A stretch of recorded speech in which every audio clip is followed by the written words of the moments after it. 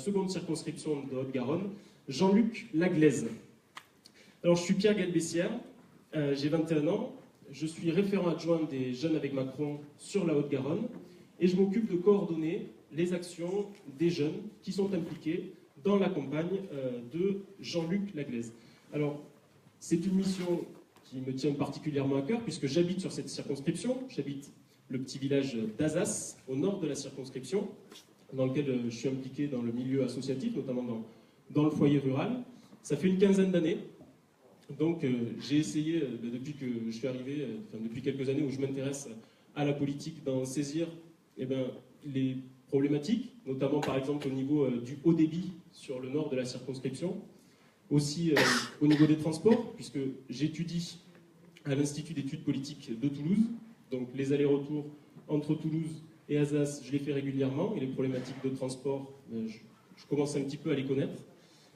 Mais également les problématiques de transport qui peuvent concerner d'autres départements, puisque le nord de notre circonscription touche le Tarn, et je travaille à Albi le samedi à Décathlon. Donc les problématiques de transport, que ce soit vers Toulouse ou vers Albi, je pense que je les connais, donc je suis d'autant plus heureux de participer à la campagne avec Jean-Luc Laglaise.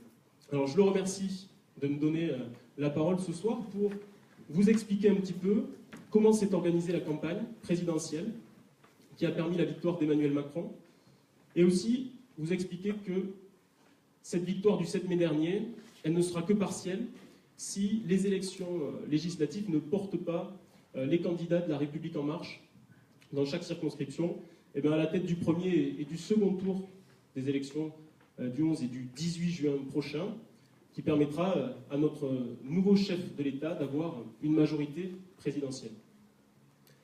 Alors pour la petite histoire, tout a commencé en juin 2015. Plusieurs étudiants s'intéressent à la loi Macron, trouvent qu'il y a beaucoup de désinformation, beaucoup de fausses rumeurs, beaucoup d'intox, comme on dit, et ils décident de créer les Jeunes avec Macron. Alors, cette création, elle est spontanée. Elle ne vient pas du tout d'Emmanuel Macron, comme on a pu l'entendre. C'est une création spontanée par quelques jeunes qui voulaient communiquer à ce sujet.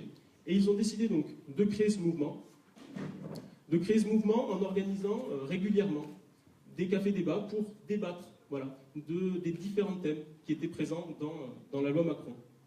Et puis l'action des Jeunes avec Macron a pris une toute autre ampleur quand, en avril dernier, Emmanuel Macron a décidé de créer En Marche. Et les Jeunes avec Macron ont été très impliqués pour participer à la Grande Marche, c'est-à-dire ce porte-à-porte partout en France pour mettre en place ou établir le pronostic du pays. Et petit à petit, partout en France, des comités locaux se sont créés. Il y en a aujourd'hui plus de 2500, dont 80 en Haute-Garonne. On compte plus de 230 000 adhérents à l'heure actuelle, dont 10 000 en Haute-Garonne, ce qui fait que la Haute-Garonne est un des 5 départements les plus actifs. Et donc ça a notamment été permis par les Jeunes avec Macron, mais aussi par les comités locaux qui se sont formés. Et je pense que ce qui a permis cette réussite, c'est le fait que des personnes qui jusqu'à présent ne s'intéressaient pas vraiment à la politique ont saisi l'opportunité qui leur était donnée avec En Marche, parce que c'est une proposition politique inédite qui a été faite. Et c'est d'ailleurs pour ça que personnellement j'ai décidé de m'impliquer, à la fois chez les Jeunes avec Macron, et aussi dans le comité Toulouse Centre-Ville. J'en profite pour saluer Léo Laine, qui est référent départemental des Jeunes avec Macron, qui est aussi l'animateur local de mon comité, qui est là ce soir, que je salue et que je remercie de sa présence. Alors, je vous parlais d'une proposition inédite. Pour moi, je vous avoue que la clé, ce qui m'a dit qu'il fallait vraiment que je m'engage dans ce mouvement, c'est le dépassement des clivages, le fait de sortir de cette vision manichéenne de la politique. C'était le principal argument. Et puis, je dois avouer que le fait que l'on demande à des personnes de se réunir dans des comités pour établir un programme présidentiel, je trouvais ça vraiment exceptionnel, et c'est ça qui m'a vraiment donné l'envie, de m'impliquer. Donc comme je vous le disais, on est aujourd'hui en France plus de 230 000 marcheurs. On est un mouvement vraiment unique, riche de sa diversité, qui unit des personnes d'origine et de sensibilités politiques différentes autour d'un projet commun. Et puis c'est un mouvement qui, au cours de la campagne présidentielle, a su montrer son dynamisme. Il y avait des centaines d'événements qui étaient organisés chaque semaine. Alors c'était des séances de tractage, de collage, de porte-à-porte, ou même l'organisation de cafés-débats sur des sujets très variés, qui concernaient généralement les thèmes d'actualité de la campagne présidentielle. Et du coup, je pense que la victoire de notre candidat au premier et au second tour de l'élection présidentielle, c'est une victoire collective. Et comme je vous le disais, cette victoire n'est que partielle pour l'instant, puisqu'il faut obtenir la majorité présidentielle à l'Assemblée nationale. Et ça, cela passe par l'élection des candidats, La République En Marche, dans chaque circonscription. Et sur la seconde circonscription, nous avons beaucoup de chance, car nous avons un candidat qui est, je pense, un candidat de valeur. Un candidat humble, qui est très reconnaissant, qui est à l'écoute, qui est attentif à toutes les préoccupations dont on peut lui faire part sur le terrain. Et j'ai le plaisir de le côtoyer depuis déjà un bon moment sur les marchés, sur les foires, les fêtes. C'est un candidat qui est vraiment sur le terrain. Et on peut citer des exemples. Il est très souvent sur le marché des Isards, qui est un quartier prioritaire de la ville. Mais il mène aussi, je trouve, une campagne assez originale, puisqu'il ne fait pas que du tractage, pas que du collage, pas que du porte-à-porte. On était l'autre jour à la tarte aux fraises géantes de la Pérouse Fossat. Je trouve que c'est quand même assez intéressant de participer à ce genre d'événement. On a pu l'autre jour le trouver aussi en train de faire son jogging hebdomadaire. Il était en train de faire la course à pied, c'est le parcours sportif de la forêt de Buzet. Il rencontre du coup des personnes qui habitent sur la circonscription, lors des marchés, comme je vous le disais. Il rencontre aussi des élus, il rencontre des chefs d'entreprise. Je pense notamment à sa rencontre avec le PDG de Skyen Lab, qui est une entreprise qui est sur Montastruc la Conseillère, qui s'occupe de rénovation de menuiseries métalliques. Donc c'est incontestablement un candidat qui est sur le terrain et qui souhaite apporter des réponses concrètes aux problèmes qui lui sont exposés. Et je suis d'autant plus heureux de travailler pour Jean-Luc Laglaise, parce que je suis certain qu'il saura travailler avec les comités locaux, puisqu'il l'a déjà dit, il souhaite les voir perdurer, afin de faire remonter les problématiques de la circonscription. Et puis, si on fait remonter les problématiques, ça s'accompagnera forcément des solutions que sur le terrain, on pense pouvoir proposer, et ça l'aidera, par exemple, à amender des textes ou à faire des propositions de loi. Je suis sûr qu'il saura le lien entre les marcheurs et l'Assemblée nationale. C'est pourquoi vous comprendrez que les comités locaux, dans les prochaines années, je pense, vont jouer un rôle très important. Et je ne saurais que trop vous conseiller d'intégrer un comité local, si ce n'est pas déjà le cas, ou d'en créer un, s'il n'y en a pas près de chez vous. Parce que je pense vraiment que le maillage des comités locaux sur toute la circonscription, ce sera très important pour faire rapidement remonter les sollicitations des différents habitants, des habitants de notre territoire, en fait de nous, puisque je suis un petit peu sur le territoire aussi, donc nos sollicitations, on pourra les faire remonter via les comités locaux, qui les feront remonter ensuite à Jean-Luc. Je pense aussi qu'on aura l'occasion de le croiser pas mal de fois sur le terrain. Je pense surtout que j'ai assez parlé. Et donc maintenant, je voudrais laisser la parole à Aurore, qui malheureusement n'a pas pu être là ce soir, mais qui a décidé, et qui a eu la gentillesse de vous laisser un message en vidéo. Et donc, je laisse la place à Aurore. Maintenant.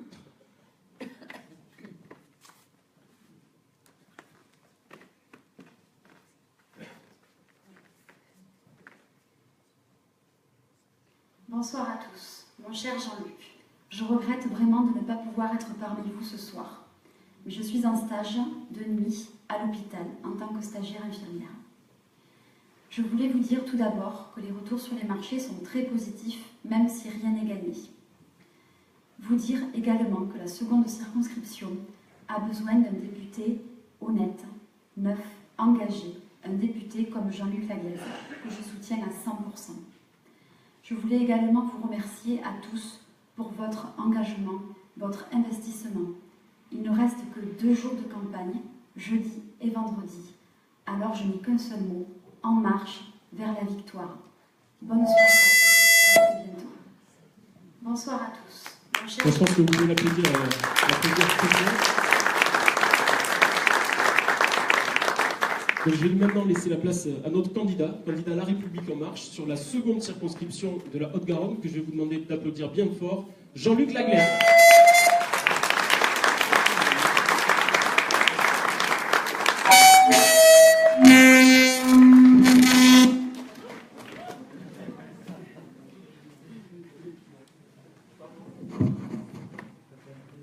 C'est juste que c'est en direct et donc la technique n'est pas toujours là. En tout cas, je voulais vous dire merci. Merci à tous d'être là. Ça me fait vraiment très, très, très chaud au cœur. Il y a des visages que je vois souvent, qui sont avec moi sur les marchés. Il y en a d'autres que je vois moins souvent. Et puis il y en a d'autres que je n'avais pas vus depuis de très, très, très, très, très nombreuses années. Ça me fait vraiment chaud au cœur de faire ce dernier round de premier tour. Je voudrais te remercier, Pierre-Gaël, parce que tu fais beaucoup de choses sur cette campagne. Merci à toi.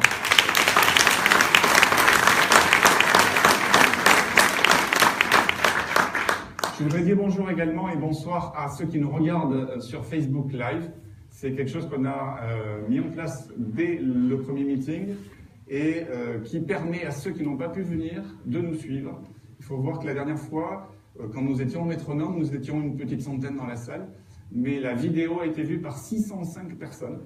Donc ça veut dire que 6 fois plus de personnes ont pu la voir. C'était attesté par Facebook ce matin, donc peut-être que depuis quelques-uns ont eu la nostalgie et sont allés réécouter ce que nous avions dit. Et donc merci et bonsoir. J'en profite pour redire, comme la dernière fois, bonsoir ma fille Pauline, qui depuis son Luberon nous regarde très certainement. En tout cas la dernière fois elle nous a regardé parce qu'elle m'a fait un SMS juste après. Qui aurait dit, voici quelques mois, que nous nous retrouverions ici ce soir pour donner une nouvelle majorité au président de la République, un président qui allait dépasser le cadre traditionnel gauche-droite des partis politiques. Alors c'est vrai, en politique, on a plus l'habitude de se jeter nos différences au visage plutôt que de se réjouir de faire des additions d'idées différentes. C'est vrai, en politique, on regarde d'abord ce qui nous sépare, avant de regarder ce que l'on peut construire ensemble.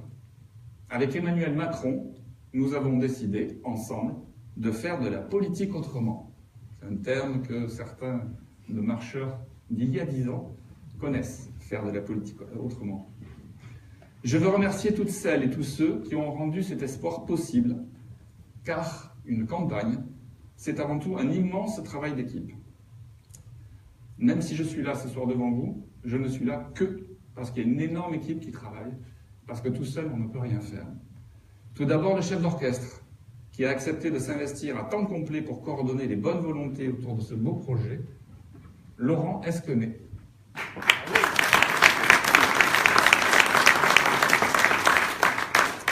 Marthe Marty et Damien Verbiguier, qui participent à la direction de campagne.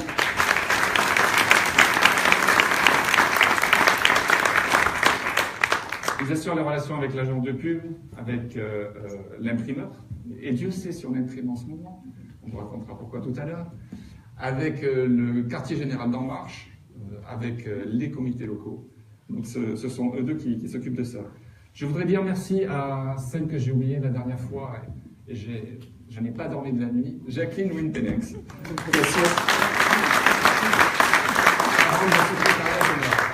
Et pour vous dire, parce que la dernière fois, je n'avais pas pris ma liste, parce que j'avais fait un petit joke avec quelqu'un qui me coach, il m'avait dit, tu parleras sans note au moins les 5 premières minutes.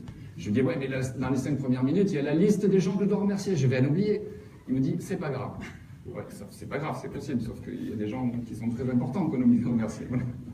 Donc, je te remercie à nouveau, Jacqueline. François Béglin et Jacques Taillade, qui font le lien avec les comités locaux. Ils font le lien avec les comités locaux et ils assurent la mobilisation des marcheurs. Et Dieu sait si on en a besoin. Nous avons une immense circonscription, 22 communes, plus les quartiers nord-est toulousains. Et donc, il y a des choses à faire. Benoît Espiau, il est où Benoît? Il est au fond. Alors, Benoît, c'est l'homme de la mission impossible. En fait, il doit coordonner l'agenda du candidat avec l'agenda de l'adjoint au maire. Et voilà, et les deux sont pleins, et donc il doit négocier avec le secrétariat des uns et des autres pour voir comment on peut faire des choses, et on arrive quand même à faire des choses ensemble. Et je n'ai que 24 heures par jour, et il m'arrive également de dormir, voire de faire du sport, parce que vous avez... donc j'ai été trahi, en fait, par Pierre Gaël. Éric Gauthier, qui n'est pas là ce soir, qui est l'homme de l'ombre, dont les écrits méritent la lumière. C'est quelqu'un qui a travaillé sur tout un tas de textes, des textes de campagne. Donc je vous demande quand même de l'applaudir, même s'il est pas là. À quelqu'un que je vais vous demander de rencontrer tout à l'heure, ou quand vous voulez, quand vous avez 5 minutes, c'est Philippe Auriat. Philippe Auriat, qui est mon mandataire financier, et vous savez qu'une campagne, ça coûte cher, et donc il saura vous expliquer les aspects défiscalisation, si vous avez un certain nombre de choses. Voilà. Donc Pierre Gaël, je voudrais le remercier à nouveau pour tout un tas de choses, et notamment parce que, au-delà des relations avec les jeunes, avec Macron, il coordonne toutes les opérations de collage de nuit. Il fait des expéditions sur la totalité de cette circonscription. Et les collages de nuit sont particulièrement importants parce que je crois qu'aucune campagne n'aura nécessité un budget affiche aussi important. Nous avons systématiquement les affiches qui sont décollées ou déchirées tous les soirs. Eh bien, tous les matins, elles sont de nouveau recollées. Bravo.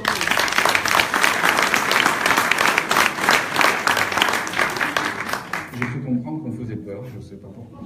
La République en marche, c'est un mouvement pacifique. Je dois également citer Lydie, Antoine, Yolande, Julien et tant d'autres qui s'investissent au quotidien pour donner une nouvelle perspective à notre circonscription. Mais je vais en oublier, donc tu avais raison, on va arrêter là. Mes amis, l'incroyable s'est produit le 7 mai dernier. Le 7 mai dernier, nous avons élu Emmanuel Macron. Nous avons gagné.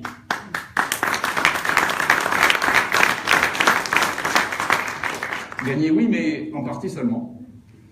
Parce que nous avons fait uniquement la moitié du chemin. Car le 18 juin prochain, une majorité doit s'installer à l'Assemblée nationale. Et si nous sommes réunis ici ce soir, c'est pour une seule chose, c'est pour donner une majorité à Emmanuel Macron.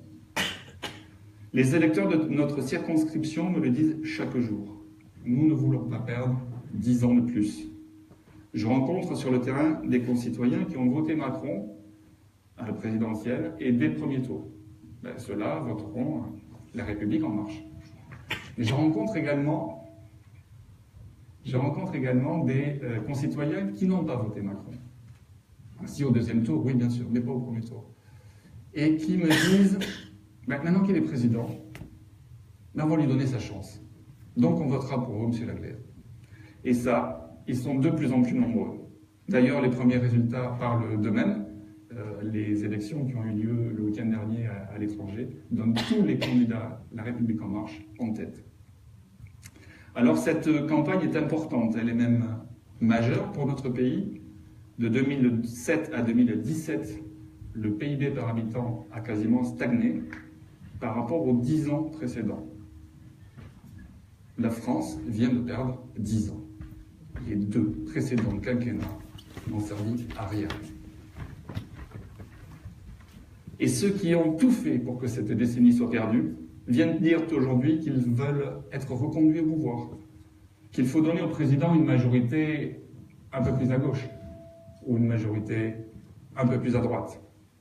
Ils n'ont en fait rien compris aux aspirations des Français, ils n'ont rien compris à la révolution intellectuelle qui vient de se produire, ils n'ont rien compris au formidable élan, au formidable espoir que génère l'élection d'Emmanuel Macron.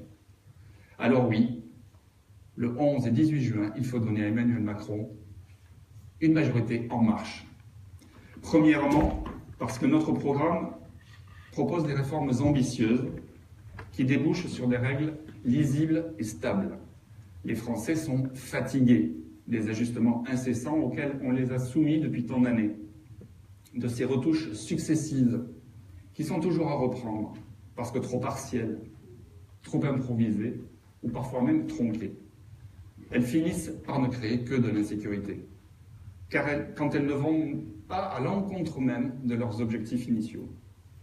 Notre volonté est de traiter les problèmes au fond et d'apporter la stabilité dont le pays a besoin. Avec Emmanuel Macron, on joue carte sur table en annonçant dès à présent les réformes, la méthode et le calendrier. Deuxièmement, il y a eu un premièrement, il y a un deuxièmement. Nous devons investir. Investir en particulier en formation, pour combler nos retards et donner une chance à celles et ceux qui restent au bord du chemin. Le chômage est d'abord un problème de compétences. Nous souhaitons donner à 1 million de jeunes et à 1 million de chômeurs de longue durée sans qualification la perspective d'un emploi de qualité. Nous allons investir 15 milliards d'euros sur le quinquennat en direction des laissés-pour-compte de notre système éducatif et des victimes collatérales de la mondialisation. Investir également pour réduire la dépense publique de 60 milliards à l'horizon de la fin du quinquennat. C'est dans la modernisation des outils et le changement des procédures que l'on peut parvenir à des économies véritables. Et non en donnant des coups de rabot. Parce que les coups de rabot, ça tétanise l'intelligence collective de ceux qui les subissent. Investir dans la modernisation de l'action publique, l'administration, la santé, l'éducation, c'est dépenser moins demain. Troisièmement, normal, il y a eu un premièrement, un deuxièmement, un troisièmement, nous devons alléger et rationaliser les prélèvements fiscaux et sociaux. Nos impôts sont lourds, très lourds. Et nous sommes paradoxalement les champions du monde de l'instabilité fiscale. Je peux vous en parler à titre professionnel. Notre pays connaît 3 lois fiscales par an, quand nos ministres n'ont pas trop d'imagination. Donc ça veut dire que nous sommes le champion du monde de l'instabilité fiscale. Ça veut dire que les étrangers ont peur de venir s'installer en France parce qu'ils ne savent pas à quelle sauce ils vont être mangés. Alors nous, on y reste parce qu'on y est né et que c'est un pays qu'on aime. Les autres, moins. Nous inventons des taxes, des dispositifs complexes, puis d'autres pour les simplifier, mais qui se superposent, et puis d'autres encore pour défiscaliser. Nous taxons d'une main ce que nous détaxons de l'autre. Et comme nous ne sommes pas contents du résultat, l'année d'après, nous recommençons tout. Nous avons rendu notre système fiscal complètement illisible pour la majorité des Français. Nous proposons donc de remplacer le dispositif CICE complexe par un allègement des cotisations sociales jusqu'à 2,5 fois le SMIC et un impôt sur les sociétés ramené à 25%. C'est simple et lisible. Pour favoriser l'investissement dans l'économie, nous proposons une taxation unique de 30% des revenus du capital et de sortir de l'assiette de l'ISF les capitaux investis dans le développement économique. C'est simple et lisible. Pour que le travail paie mieux, nous proposons d'alléger les cotisations sociales de 3,1%, remplacées par 1,7% de CSG. La prime d'activité et les petites retraites seront revalorisées de 100 € par mois. C'est simple et lisible. Enfin, la taxe d'habitation sera supprimée pour 80% des ménages, compensée à l'euro près pour les communes par une dotation d'État. C'est simple et lisible. Voilà, mes amis, quelques-uns des axes sur lesquels Emmanuel Macron nous propose de travailler si nous formons une majorité à l'Assemblée. Et son gouvernement est déjà au travail. D'abord, une loi pour la confiance. Et je suis fier, en tant que président départemental du Modem, que le premier chantier du quinquennat a été porté par François Bayrou.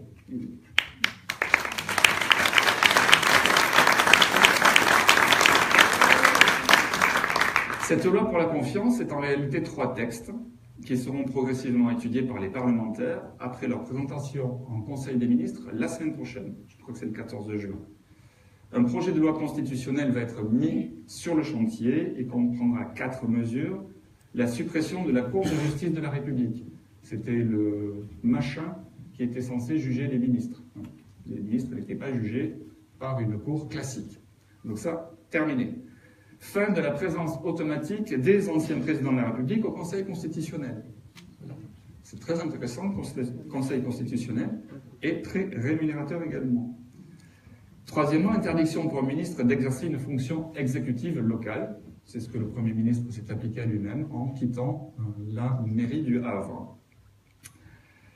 Et limitation du cumul à 3 mandats successifs pour les parlementaires, c'est-à-dire députés et sénateurs, et les présidents d'exécutifs locaux. Voilà. Les grands exécutifs locaux, c'est les présidents de conseils généraux, de conseils régionaux, de métropoles ou de très grandes villes. Notons que dans cette perspective, le candidat sortant de cette circonscription se placerait en avant, et de loin, champion de France. D'autres lois seront également votées. Elles contiendront de nombreuses mesures, l'interdiction du recrutement de membres de sa famille pour les ministres, pour les parlementaires et pour les élus locaux. Suppression de la réserve parlementaire. Alors, la réserve parlementaire, c'est une somme de 130 000 euros dont chaque député dispose et qu'il peut affecter à quelle association ou quelle collectivité bon lui semble. C'est typiquement la porte ouverte au clientélisme. Alors, rajoutez à ça un nombre de mandats illimité, vous avez le système actuel. Donc ça, on le casse. Les fonds secrets, c'est terminé. Les frais de mission des parlementaires seront désormais remboursés sur présentation de justificatifs. Ça ne vous paraît pas absolument aberrant? Ben voilà, donc ce n'était pas tout à fait exactement le cas. Et bien maintenant, comme tout le monde, les députés présenteront une note de frais pour se faire rembourser. Et un point complémentaire qui est intéressant également, c'est l'interdiction pour les partis de recevoir des prêts de personnes morales autres que des banques européennes. Il sera donc interdit, par exemple, de se faire financer par une banque russe. N'y voyez absolument aucune relation avec des personnages existants ou ayant existé. Ensuite, le gouvernement est au travail sur l'Europe. Churchill, au sortir de la Deuxième Guerre mondiale, déclarait « Le premier pas vers la création de la famille européenne, c'est au lendemain de la Deuxième Guerre mondiale, le premier pas vers la création de la famille européenne doit consister à faire de la France et de l'Allemagne des partenaires. Seul ce moyen peut permettre à la France de reprendre la conduite de l'Europe. On ne peut pas s'imaginer une renaissance de l'Europe sans une France intellectuellement grande et sans une Allemagne intellectuellement grande. Et bien au moment où les extrêmes, qu'ils soient de droite ou de gauche, prônent la fin de l'Europe, nous pouvons être fiers devant la volonté affichée d'Emmanuel Macron et d'Angela Merkel d'en écrire une nouvelle page de son avenir. Enfin, le gouvernement est au travail à l'international, avec notamment le climat.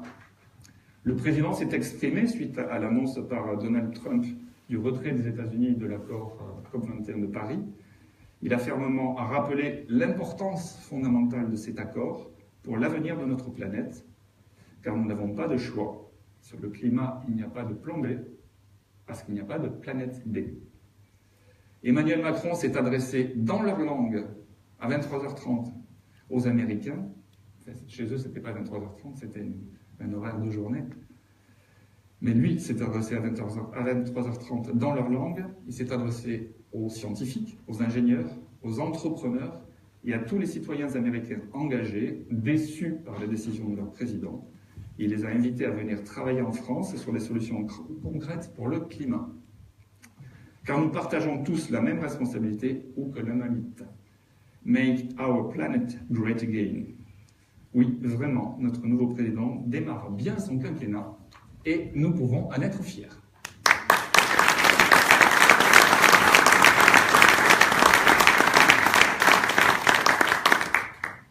Ici, en local, comment ça va se passer? Mais premièrement, être député, c'est d'abord une méthode. Je vais travailler intelligemment avec tout le monde, avec la population, au travers des comités locaux d'En Marche, comme vous le rappelez tout à l'heure, Pierre Gaël, que nous allons poursuivre, et avec les élus locaux. Je favoriserai l'unité, l'intérêt territorial, le travailler ensemble avec tous les maires et les présidents des 4 intercommunalités qui sont sur ce territoire. Et même au-delà. Et même au-delà parce que les frontières géographiques ne doivent pas être un frein au développement des projets. Certains projets vont être travaillés avec le Tarn. Quand j'ai rencontré le maire de Bessières, le maire de Buzet-sur-Tarn, on a travaillé sur des éléments et des projets qui concernent la Haute-Garonne et notre circonscription, mais qui concernent également le Tarn. Et on va également, puisqu'il n'y a pas de barrière ni de barbelés autour des circonscriptions, on va travailler avec les circonscriptions d'à côté. J'espère qu'à côté, Corinne Vignon sera élue députée. Même si elle n'est pas élue députée, on aura à travailler avec le député de la 3e, parce qu'il y a des éléments et des projets à traiter ensemble. Je pense par exemple au lycée du Nord-Est. Aujourd'hui, on se bat entre la deuxième et la troisième pour savoir où est-ce qu'on va le mettre. C'est complètement un ridicule. Donc il faut faire travailler tout le monde ensemble. Également, quand il y a des problèmes à traiter, il n'y a pas obligatoirement une solution unique, toute faite. Par exemple, juste prendre un exemple qui me tient à cœur depuis longtemps, et je suis très heureux que Franck Gazotto, président d'Habitat Toulouse, soit ici parce qu'on y travaille ensemble, c'est retrouver le bien-vivre dans les quartiers. Le renouvellement urbain, c'est bien, mais ce n'est pas suffisant. Construire des logements neufs ou rénover le bâti, cela change le cadre de vie, mais ça ne change pas le malaise. Il faut aussi revoir l'éducation en dédoublant le nombre d'élèves par classe et avec des enseignants expérimentés. Jusqu'à présent, l'éducation nationale envoie surtout des jeunes. Dans le programme d'Emmanuel Macron, on n'enverra que des enseignants qui ont au moins 3 ans d'expérience. Donner une prime aux entreprises qui embauchent des personnes dont l'adresse est dans ces quartiers, tout en remettant en place une police de proximité pour combattre les incivilités. Cette fameuse police de proximité qui avait été enlevée, massacrée, mais enlevée en tout cas par, non pas le président précédent, mais par Nicolas Sarkozy, puisqu'il faut le nommer. Je voulais également vous dire que Emmanuel Macron a décidé de doubler le budget de l'ANRU, Agence nationale de rénovation urbaine, ce qui m'a particulièrement fait plaisir, puisque au titre de la métropole toulousaine, je gère les relations avec l'ANRU. C'est une bouffée d'oxygène, alors que le Front National, par exemple, proposait de supprimer carrément l'ANRU. C'est dans cet état d'esprit d'ouverture que j'ai rencontré les maires de notre circonscription. Certains maires socialistes, qui ont toujours été accompagnés par le député sortant, comprennent qu'il faut et qu'il y aura du changement. Ils veulent d'ores et déjà prévoir des ponts entre leur commune et le nouveau gouvernement. Ils ont compris. J'ai même vu des maires qui ne voulaient pas se faire photographier au début de notre conversation. Parce que quand je vais voir des maires, je n'y vais pas tout seul, j'y vais avec des amis. J'y vais, voilà, on prend souvent des photos quand on publie sur Facebook. Alors au début, c'était non. Et puis là, depuis quelques temps, en fait, ils me demandent de leur envoyer des photos qu'on a prises. Deuxièmement, être député, c'est être à l'écoute des acteurs économiques et sociaux. Je remercie les chefs d'entreprise de notre circonscription qui m'ont accueilli pour me parler de leur métier et de leur projet de développement pour favoriser l'emploi sur notre territoire. Je vais reciter l'entreprise qu'a cité Pierre Gaël, notamment l'entreprise Sky & Lab, qui a un rayonnement national et qui a choisi de se développer à Montastruc-la-Conseillère pour ne pas aller se développer à Toulouse. Ce sont vraiment des gens qui sont enracinés dans le territoire. Ils habitent, monsieur et madame habitent à Bessières, et ils ont décidé que l'économie ne se faisait pas qu'à Toulouse, et qu'elle pouvait se faire ailleurs. Et donc ils ont choisi Montastruc-la-Conseillère, qui est à mi-chemin. Et ils ont des salariés qui viennent de Toulouse ou qui viennent d'ailleurs. C'est dans l'autre sens. L'entreprise s'est lancée dans la réparation de menuiseries métalliques, comme le disait Pierre Gaël, partout en France avec un procédé innovant qu'ils ont breveté. Le patron est chaudronnier, il est compagnon du Tour de France. Il a décidé de créer sa boîte après avoir travaillé pendant quelques années chez Airbus. Il déploie un management très participatif, avec une implication de tous dans le fonctionnement de l'entreprise, y compris jusqu'à la détermination des salaires et des modes de rémunération. Pour eux, je dis pour eux parce que pas pour lui, pour eux, le code du travail doit être dépoussiéré, adapté aux toutes petites entreprises, et c'est une excellente idée, ça tombe bien, c'est un des chantiers prioritaires du nouveau gouvernement.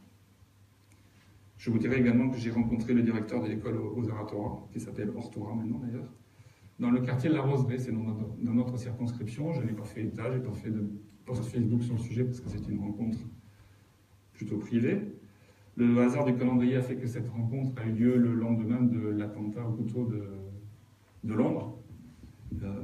J'avais moi-même vécu quasiment en direct une attaque pareille, puisque l'année dernière, quand j'étais avec mon compagnon à Tel Aviv, on a subi à quelques heures près une attaque de ce genre. Donc, une personne avait attaqué une trentaine de personnes, il y a eu beaucoup de blessés aussi.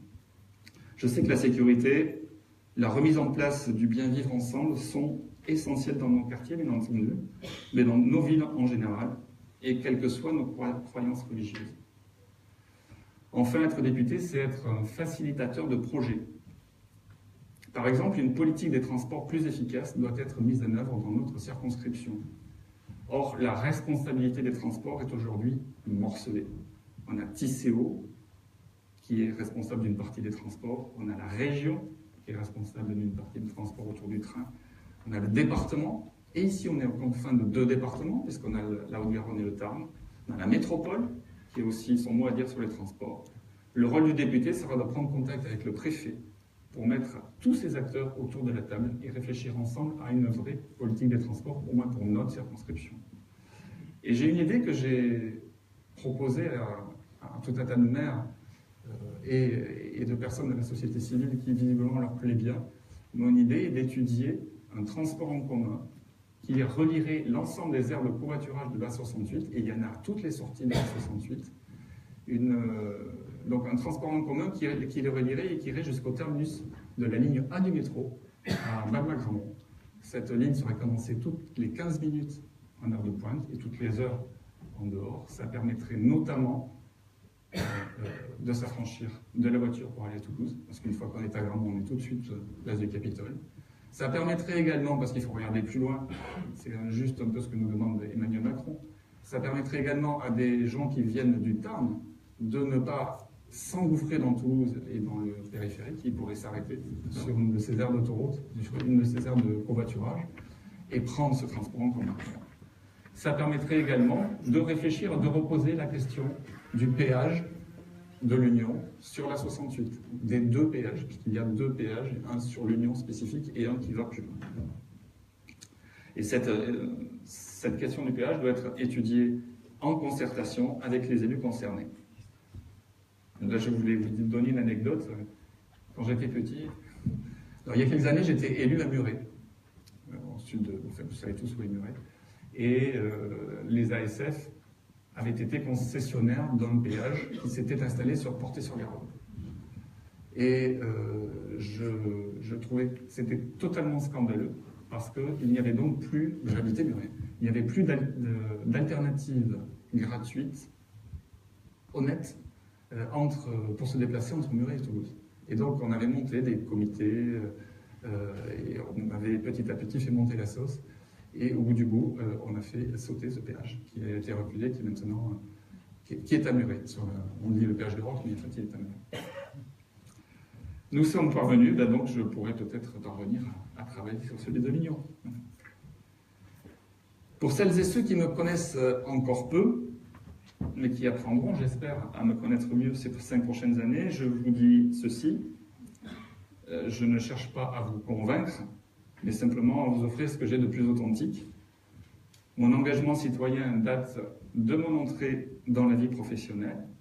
J'ai démarré cette dernière en créant une start-up après un doctorat scientifique.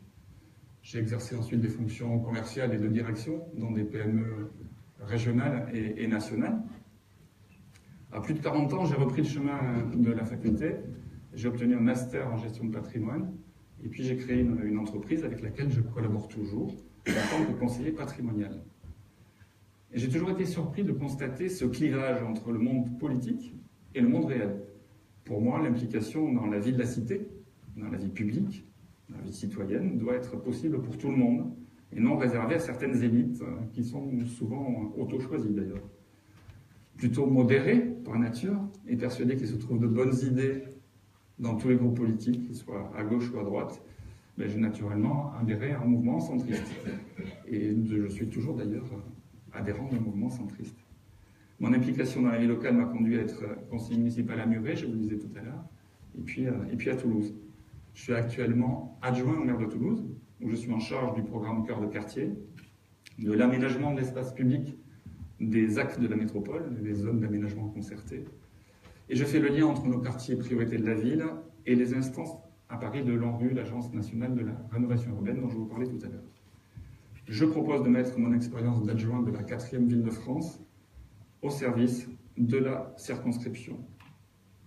En conclusion, parce que sinon vous allez tous avoir soif, moi aussi, je veux mettre en œuvre une dynamique du respect, de l'exemplarité et de la dignité.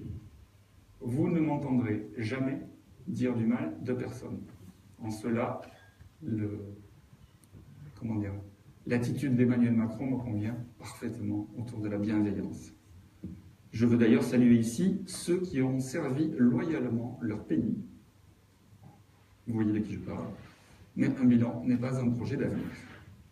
La dignité, c'est aussi de savoir partir lorsque l'on a fait son temps. L'avenir appartient à celui qui a été élu président de la République le 7 mai dernier, un président résolument tourné vers le futur. Il est temps, mes amis, il est grand temps de tourner une bonne fois pour toutes la page.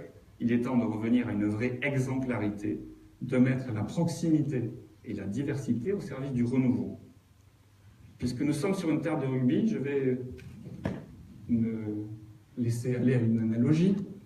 Le 7 mai dernier, nous avons marqué un essai. Le 11 et 18 juin prochain, je vous propose de le transformer.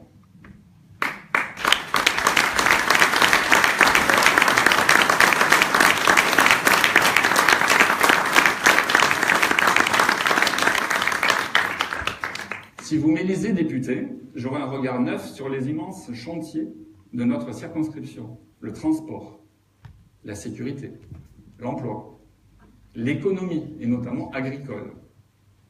Si vous m'élisez député, j'aurai l'expérience de mon mandat d'adjoint en charge de dossiers locaux et nationaux pour porter auprès du gouvernement les dossiers majeurs du territoire. Si vous m'élisez député, je serai à votre écoute, à l'écoute des concitoyens et des maires de la circonscription, et libre de déposer les amendements nécessaires à notre qualité de vie. J'ai 58 ans, je suis père d'une fille de 26 ans, je crois en l'avenir. Je veux me mettre au service d'une aventure humaine collective, vous l'avez compris. C'est ma contribution.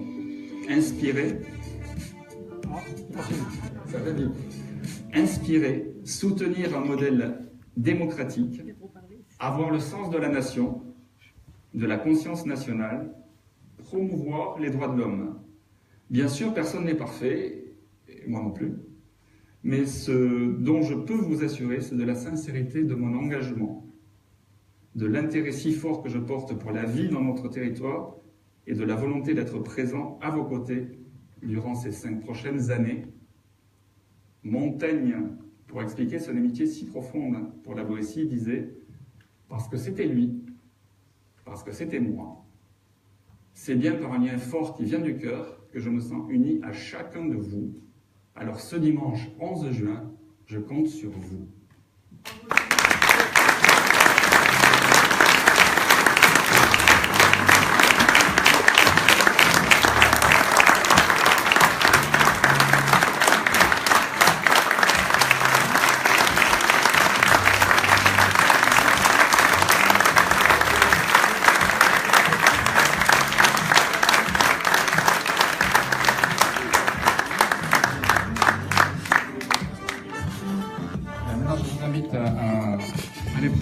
Il est arrivé, et je suis à votre disposition pour répondre à toutes vos questions et à saluer tous ceux qui sont arrivés entre-temps, que j'aime et qui me font énormément plaisir pour leur visite. Voilà. Merci, à tout de suite.